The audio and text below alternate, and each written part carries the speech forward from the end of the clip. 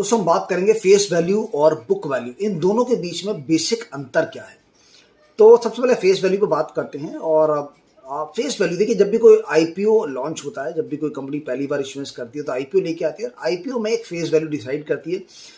Face value basically उस company के पर शेयर का एक नॉमिनल वैल्यू डिसाइड किया जाता है। जैसे अगर किसी कंपनी का फेस वैल्यू 10 है तो मीन्स है कि उस शेयर का जो नॉमिनल वैल्यू है वो 10 रुपीज है। उसका जो है आपके कंपनी के जो वर्थ है उससे रिलेशन नहीं है। ओके, तो यहाँ पर ये नॉमिनल वैल्यू डिसाइड किया जाता है कंपनी की मैनेजमेंट के थ्रू कि भैया ये 10 रुपए का इसका फेस वैल्यू है, और उसके बेसिस पे 10 rupees multiply by number of the shares के हिसाब से आपको अलोकेशन हो जाता है, जो भी होता है।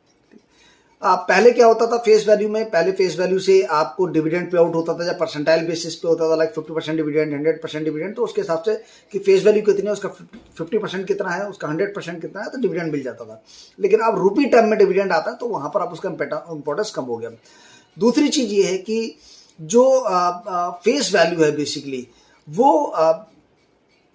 स्टॉक्स के केस में जो होती है वो 10 रुपीज की होती है। वहीं पर बॉन्ड्स की केस की अगर हम बात करते हैं तो उसकी फेस वैल्यू 100 रुपीज या 1000 रुपीज की होती है, जो कि मेच्योरिटी पर पेमेंट करना पड़ता है कंपनी को।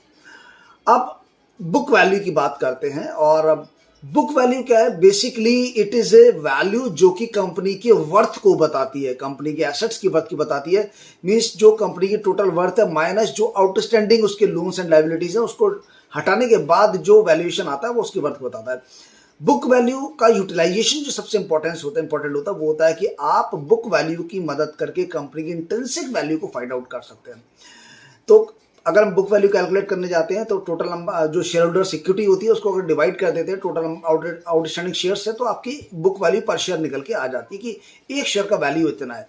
लाइक आप किसी स्टॉक में निवेश कर रहे हैं, उसका वैल्यू करंट मार्केट प्राइस है 500 रुपीज, बट उसका अगर बुक वैल्यू है आपको 50 रुपए, तो इसका मतलब आप 10 टाइम्स हायर पे आप उस स्टॉक को परचेज कर रहे हैं, क्योंकि जो एक्चुअली जो उसकी वर्थ है उस स्टॉक की वो 50 रुपीज है, और अगर हम बात करें उसके मार्केट वैल्यू की तो वो 500 रुपीज है एज पर द रिकॉर्ड। तो अगर बुक वैल्यू को कैलकुलेट करने की बात आती है कि आपको ओवर वैल्यूड स्टॉक है या अंडर वैल्यूड स्टॉक है, तो आप पीवी रेशियो कैलकुलेट करते हैं प्राइस टू बुक वैल्यू का। तो अगर price to book value ratio lesser than 1 है, इट मीन्स कि आपका स्टॉक जो है वो अंडर वैल्यूड है। एंड अगर price to book value ratio is greater than 1 है, दैट मीन्स कि आपका जो स्टॉक है वो ओवर वैल्यूड स्टॉक है। इसके बेसिस पे आपको पता चल जाता है कि स्टॉक के अंदर निवेश करना है या स्टॉक के अंदर निवेश नहीं करना है। तो ये बेसिक डिफरेंस है बुक वैल्यू के अंदर और फेस वैल्यू के अंदर। मिलते हैं नेक्स्ट वीडियो में, कुछ और नए टर्म्स के बारे में जानेंगे। तब तक के लिए नमस्कार दोस्तों।